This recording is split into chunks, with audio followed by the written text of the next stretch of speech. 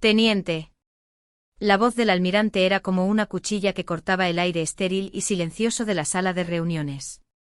Mi superior, el comandante Morales, un hombre que operaba con la eficiencia de una máquina, permanecía rígido junto a la puerta. Al otro lado de la mesa pulida estaba sentado mi padre, y el almirante Reyes, un formidable oficial de 2 estrellas, lo miraba como si fuera transparente. Por primera vez en mi vida, vi a mi padre parecer pequeño. Su hija no es una oficinista de suministros, sentenció el almirante, cada palabra como un martillazo. Es la analista principal de amenazas para la operación Sombra Nocturna. Hizo una pausa, dejando que el peso del nombre en clave clasificado flotara en el aire como humo, y la broma familiar que usted dejó en su taquilla activó una alerta de nivel de amenaza delta en toda esta instalación. Observé cómo la máscara de prepotencia y condescendencia que mi padre había llevado durante décadas finalmente se resquebrajó y se disolvió en el pánico puro e incandescente de un hombre que se da cuenta de que el juego ha terminado.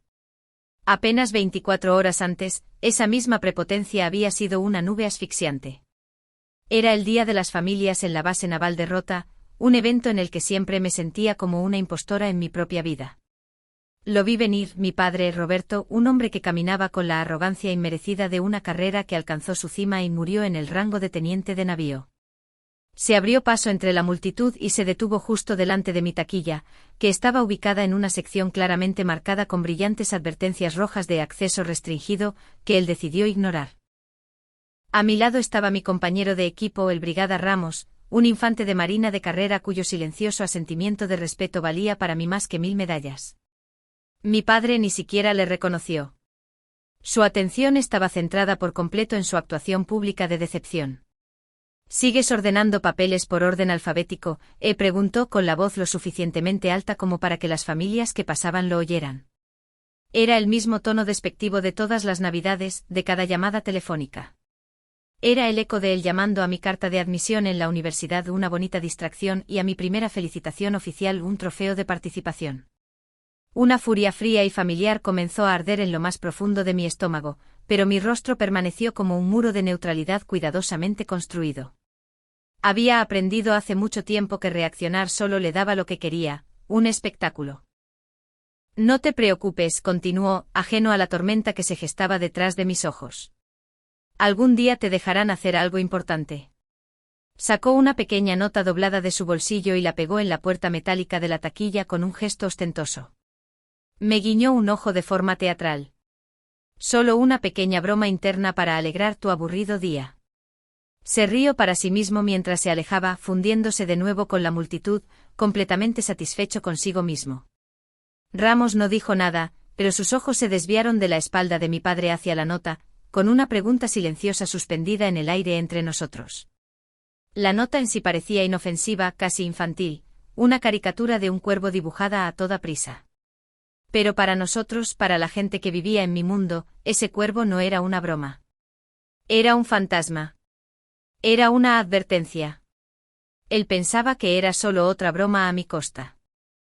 No tenía ni idea de que acababa de usar el indicativo de un activo de una agencia de inteligencia hostil, y lo había colocado en una taquilla de seguridad del gobierno. Para entender el ajuste de cuentas que siguió, hay que comprender las 2 vidas que estaba viviendo. La primera de esas vidas se construyó sobre la narrativa familiar oficial, una historia que mi padre pulía y repetía en cada reunión hasta que brillaba más que la verdad.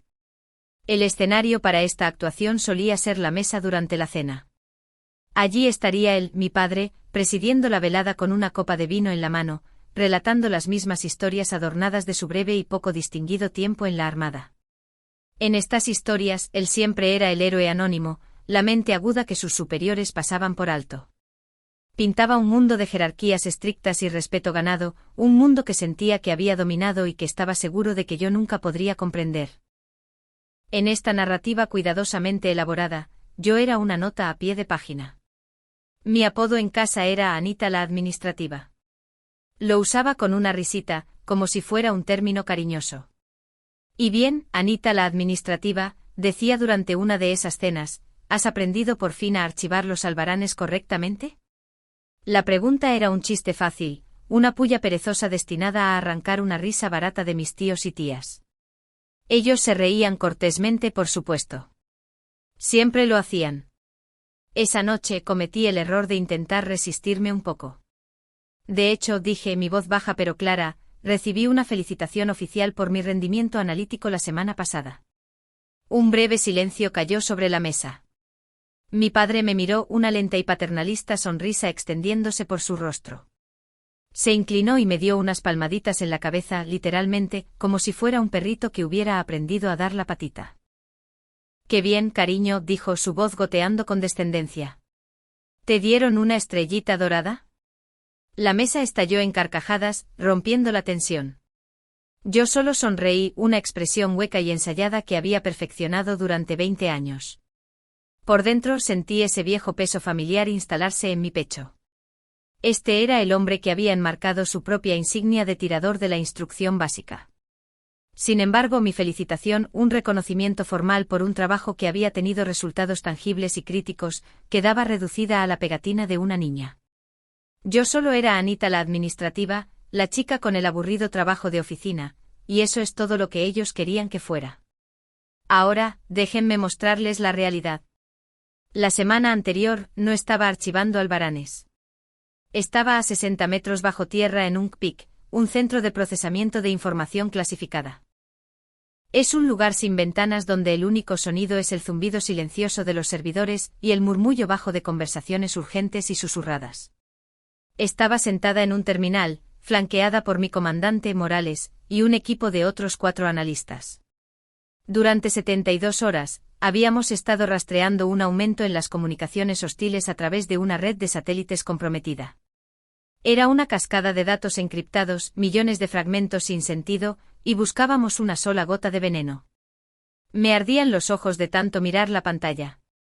Pero entonces lo vi. Era un fantasma en la máquina, una cadena recurrente de código corrupto que no encajaba en el patrón de encriptación. Era un susurro. Estoy ejecutando un análisis probabilístico sobre el origen de la señal, dije, mi voz plana, sin traicionar la adrenalina que corría por mis venas. La anomalía no es ruido aleatorio. Es una señal portadora enmascarada. Mis dedos volaron sobre el teclado, sorteando 3 capas de camuflaje digital. Un mapa floreció en la pantalla principal, un círculo rojo pulsando sobre un puerto de aguas profundas. La señal se estaba camuflando en los manifiestos de carga comerciales. El mensaje oculto contenía una única y escalofriante frase, una referencia al cuervo. Mi trabajo nos permitió anticiparnos a una fuga masiva de inteligencia que habría comprometido activos amigos en toda la región. La tensión en la sala se rompió, reemplazada por el agudo exhalo colectivo de alivio.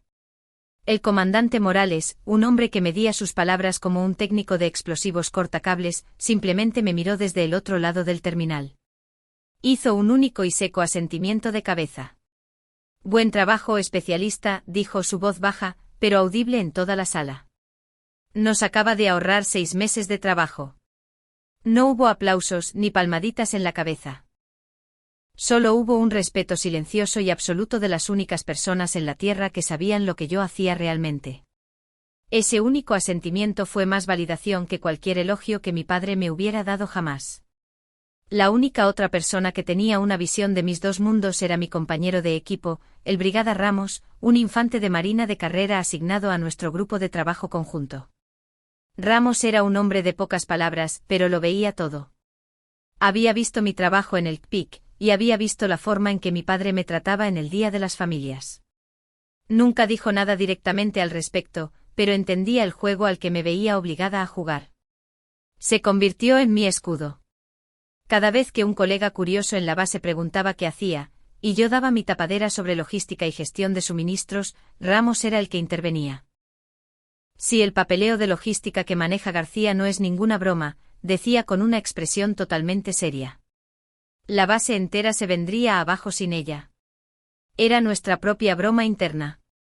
Usaba la narrativa despectiva de los demás como mi mejor defensa. Sabía que la verdad no se trataba de inventario. Se trataba de inteligencia. Sabía que yo no era una oficinista. Era una cazadora. Durante años, le dejé creer su narrativa. Era más fácil. Me mantenía a salvo. Pero al colocar ese símbolo en mi taquilla, no solo había insultado a Anita la administrativa. Había irrumpido en el mundo de la especialista García. Había tropezado y entrado en mi arena. Y en mi arena, operamos con un conjunto de reglas diferente. Durante un largo momento después de que se fuera, me quedé mirando el dibujo caricaturesco del cuervo. Mi antiguo yo, el yo de la mesa de la cena, habría sentido el familiar escozor de la humillación. Habría arrugado la nota, la habría tirado y habría enterrado la ira. Pero allí de pie, con mi uniforme, algo cambió en mi interior. Años de intentar razonar con él, de buscar su aprobación, de esperar que finalmente me viera, todo se evaporó. Una confrontación emocional no tenía sentido. Él solo respetaba un idioma, el de la autoridad y las consecuencias. Y en mi mundo, yo lo hablaba con fluidez. Sin decir una palabra a Ramos, despegué con cuidado la nota de mi taquilla, sujetándola por los bordes. Caminé directamente a las oficinas de mando y entré en el despacho del comandante Morales sin llamar. Él levantó la vista de una pila de archivos, su expresión interrogante hasta que vio lo que tenía en la mano. Coloqué la nota en su escritorio. La miró fijamente y por una fracción de segundo, su máscara profesional se deslizó. Vi cómo se le tensaba la mandíbula, cómo sus ojos se volvían duros como el pedernal. Reconoció el símbolo al instante por mis propios informes de amenazas. Esto ya no era un asunto familiar. Era una incursión. Me miró a mí, luego a la nota, y su voz era de acero frío. Tráigame al SCA. En menos de una hora, estaba sentada en una sala de interrogatorios estéril, no como una hija, sino como la experta principal en la materia. A los 2 agentes del Servicio de Contrainteligencia de la Armada, SCA, que estaban al otro lado de la mesa, no les importaban las dinámicas disfuncionales de mi familia. Les importaba el símbolo, su significado y el protocolo que se había infringido. Ya no era Anita la administrativa. Era la especialista García, la analista principal de la Operación Sombra Nocturna, y estaba prestando testimonio experto sobre una posible amenaza de seguridad. Mientras hablaba, sentí una extraña sensación de desapego, una precisión fría que se apoderaba de mí. Mi padre había pateado un avispero pensando que era una colmena. No tenía ni idea de lo que estaba a punto de salir en enjambre. Después del interrogatorio, me senté en mi terminal y comencé a redactar mi informe de incidente oficial. Mis dedos se movían deliberadamente sobre el teclado, traduciendo años de frustración personal al lenguaje desapasionado y metódico del protocolo. Comunicación no autorizada dejada en una ubicación segura, tecleé, utilizando simbología de inteligencia hostil conocida. Sabía que esas palabras específicas desencadenarían una revisión automática de alto nivel. Fue entonces cuando recordé el aviso sobre la inspección de seguridad de toda la base programada para el día siguiente, una inspección que sería dirigida por el propio almirante Reyes. El momento era perfecto. Era una oportunidad única, una alineación perfecta de los acontecimientos. En la sección final de mi informe añadí una solicitud formal para que el civil responsable de la comunicación, Roberto García, estuviera presente en la sesión informativa de cierre. Cité la transparencia procesal. Fue un movimiento frío y calculado, envuelto en la lógica impecable del sistema. Envié el informe directamente al comandante Morales para su firma. Lo leyó con el rostro inescrutable y luego me miró. Vio exactamente lo que estaba haciendo, tender una trampa procesal tan perfecta que mi padre no tendría más remedio que caer en ella. No había juicio en sus ojos, solo una comprensión silenciosa. Tomó su bolígrafo y firmó la solicitud, marcándola para el dossier de revisión personal del almirante. Esto ya no va sobre que sea su padre, especialista, dijo con voz firme. Esto va sobre la cadena de mando y la integridad de la base. Deje que el sistema funcione. En ese momento me dio la única aprobación que realmente había necesitado. Mi padre pensó que estaba dejando una broma para su hija decepcionante. No tenía ni idea de que su nombre era ahora el sujeto principal en un expediente activo de contrainteligencia del SCA, y que había sido convocado formalmente a una reunión en la que él no sería quien estuviera al mando. La sala de reuniones del mando estaba diseñada para intimidar. Era una caja fría y estéril dominada por una enorme mesa pulida que reflejaba las duras luces del techo. No había ventanas ni decoraciones, nada que ofreciera consuelo o distracción de los asuntos serios que se trataban dentro de sus paredes. Yo ya estaba sentada en esa mesa, una parte silenciosa de la arquitectura de poder de la sala. A la cabeza se sentaba el almirante Reyes, flanqueado por su ayudante y el comandante de la base. A mi lado estaban el comandante Morales y los dos agentes del SCA con rostros de piedra. Éramos un panel de sombría autoridad institucional. Y a esta sala, mi padre fue escoltado. Entró con esa familiar arrogancia fuera de lugar, una sonrisa de suficiencia en su rostro. Claramente creía que estaba allí para aclarar algún tonto malentendido burocrático que su dramática hija había causado. Me vio sentada a la mesa, como parte del procedimiento oficial, y su sonrisa se ensanchó hasta convertirse en una mirada de pura condescendencia. Soltó una pequeña risa incrédula. «Ana, ¿es todo esto?», preguntó, su voz resonando ligeramente en la silenciosa sala. «¿Les has dicho que te he arrugado los papeles?». Por un único y fugaz momento vi un destello de cada comentario despectivo, de cada broma humillante que me había hecho. Esta era la última, la mismísima última. Sostuve su mirada, mi expresión indescifrable. No tenía que decir nada. El sistema estaba a punto de hablar por mí. El agente principal del SCA rompió el silencio, su voz un monótono plano que absorbía toda emoción. «Señor, ayer a las 2 horas, usted se aproximó y colocó esta nota en una taquilla de seguridad del gobierno». Una imagen del dibujo infantil del cuervo apareció en la gran pantalla al final de la sala. Los ojos de mi padre la siguieron, un atisbo de molestia cruzando su rostro. «Usted ha declarado», continuó el agente, «que se trataba de una broma familiar». El agente hizo una pausa, dejando que la frase colgara en el aire, desnuda y absurda en este contexto. Luego giró la cabeza lentamente y me miró directamente.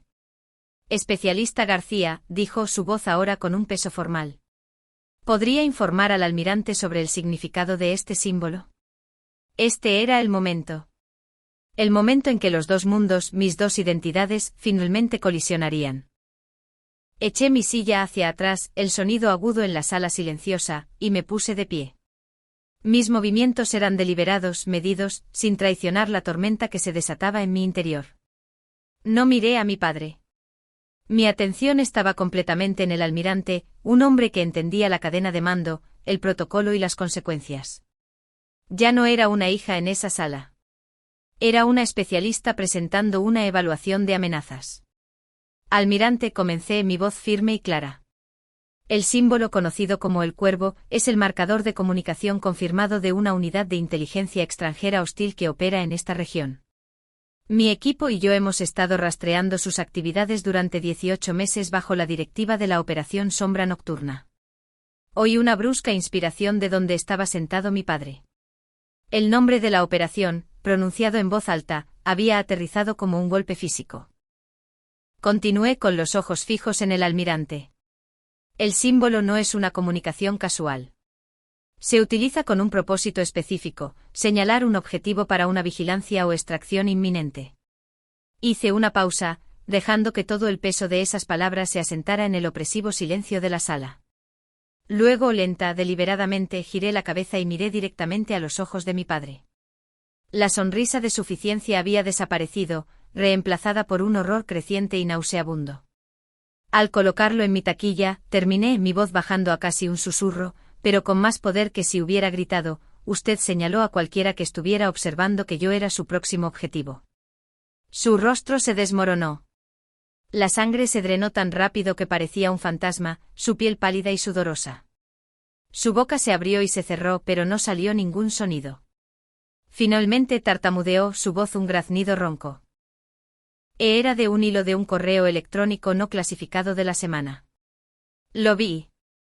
Pensé que era gracioso. Su excusa era patética a la defensa de un niño, y se marchitó bajo la fría mirada del almirante Reyes. El almirante se inclinó hacia adelante, su voz un silbido letal que cortó a mi padre por completo. Que haya tratado un indicador de amenaza conocido como una broma es preocupante, teniente de navío. Usó el antiguo rango como un arma, recordándole a mi padre el mundo en el que había fracasado. Que lo haya colocado en la taquilla de la misma analista que lidera la operación en su contra es una brecha de seguridad del más alto orden. Mi padre, despojado de su bravuconería, hizo lo único que le quedaba. Intentó recuperar una pizca de autoridad enderezando la espalda por reflejo, hinchando el pecho como si su rango, muerto hace mucho tiempo, pudiera protegerlo. No podía. En esa sala, no era un oficial retirado. Ni siquiera era un padre. Era un civil que ciega y estúpidamente había puesto en peligro una misión crítica de seguridad nacional. No era nada. Había pasado toda mi vida intentando hacerme sentir pequeña. Al final, fue mi verdadero cargo clasificado lo que lo volvió completamente insignificante. Las últimas palabras del almirante fueron pronunciadas con la finalidad rápida e impersonal de una guillotina. Su acceso a la base queda revocado con efecto inmediato. No levantó la voz. No lo necesitaba. La autoridad silenciosa en la sala era absoluta. Será escoltado fuera de esta instalación y se le prohíbe el acceso a todas las instalaciones del Ministerio de Defensa hasta que concluya una investigación completa. Puede retirarse. Mi padre se quedó allí por un momento, una versión vacía del hombre que había entrado sonriendo con suficiencia apenas 10 minutos antes. Parecía sin palabras, roto y pequeño. 2 agentes de la Policía Naval entraron en la sala, su presencia una confirmación silenciosa e innegable de que su mundo acababa de terminar. Se pararon a cada lado de él y no opuso resistencia. Mientras lo guiaban hacia afuera, no me miró ni una sola vez. No fue un acto de ira o desafío. Fue la mirada vacía de un hombre que finalmente había sido vuelto completamente irrelevante. Después de que la puerta se cerró con un clic, la opresiva tensión en la sala finalmente se rompió. Fue reemplazada por otra cosa. Un respeto silencioso y profundo dirigido enteramente a mí. El almirante Reyes se volvió, su expresión ya no era severa, sino reflexiva. Especialista, dijo, y el título se sintió diferente ahora. Más pesado. Su gestión de este asunto ha sido ejemplar. Ha seguido el protocolo frente a una provocación profundamente personal y poco profesional.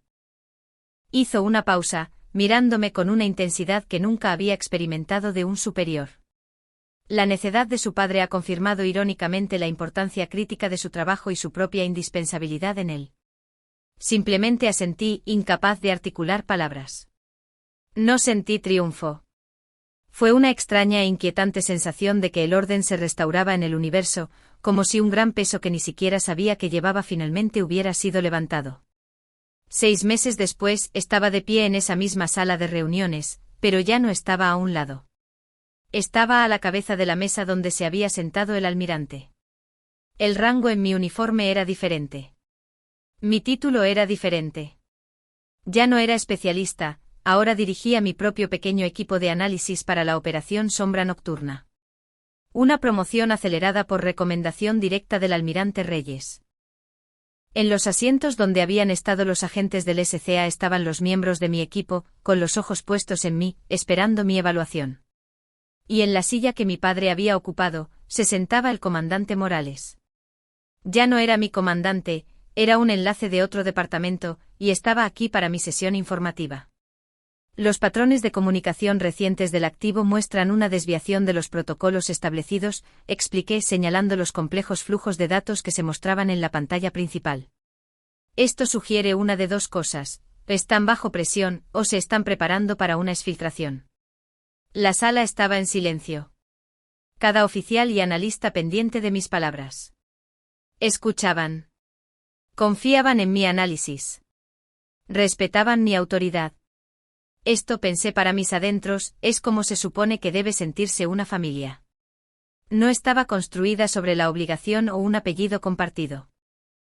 Era una estructura forjada en los fuegos de un propósito compartido, respeto mutuo y competencia innegable.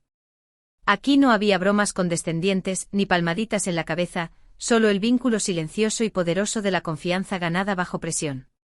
Una tarde, después de un largo día rastreando una nueva pista, estaba sentada sola en mi despacho con las luces de la ciudad parpadeando muy abajo.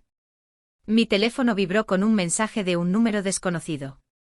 Mi primer instinto fue profesional, un posible contacto no registrado. Pero cuando lo abrí, las palabras que aparecieron en la pantalla eran de un fantasma. Era mi padre. Ana, lo siento muchísimo. No tenía ni idea. Había más palabras después de eso. Un largo párrafo de excusas y explicaciones, de arrepentimientos y justificaciones. Pero no las leí. Vi esas primeras frases y no sentí nada. Ni ira, ni satisfacción, ni siquiera lástima. Solo había silencio. Un vasto y pacífico silencio en un lugar donde una tormenta había rugido durante toda mi vida.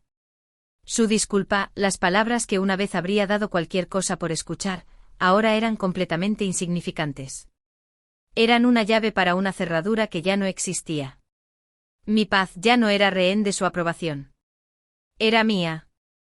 Me la había ganado. Con mano firme sostuve mi pulgar sobre la pantalla y borré toda la conversación sin responder. Luego dejé el teléfono, volví a mirar el tablero de la misión y regresé al trabajo. Mi padre creía que un legado se definía por el rango en tu cuello.